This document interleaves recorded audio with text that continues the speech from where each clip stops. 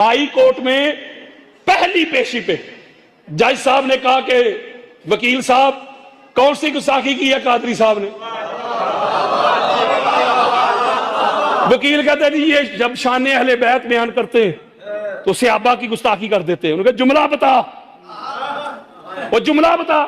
कहते हैं जिन पर कराची में भी FIR हुई थी। जज साहब कहते हैं बात कराची वाले पे करनी है कि पिंडी वाली पे। मेरा वकील पास खड़ा था राजा कैसर अब्बास, उसने कहा जज साहब वो भी फेक थी, झूठी थी, ये भी झूठी है। वो भी जज ने उड़ा दी थी।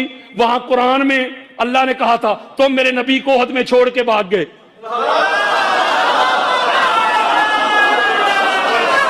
वो FIR तो अल्लाह पे बनती है। इधर हमने कहा था जो सारी जिंदगी मोहम्मद से जंगे करते रहे, मक्का फतह हो गया तो उन पे हद जारी होनी थी, लेकिन हुजूर ने कह दिया वह अंतुमुल तुलाका, जाओ तुम तुलाका हो।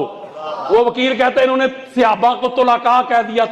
तो जज साहब पूछते हैं कि तुलाका का क्या माना है।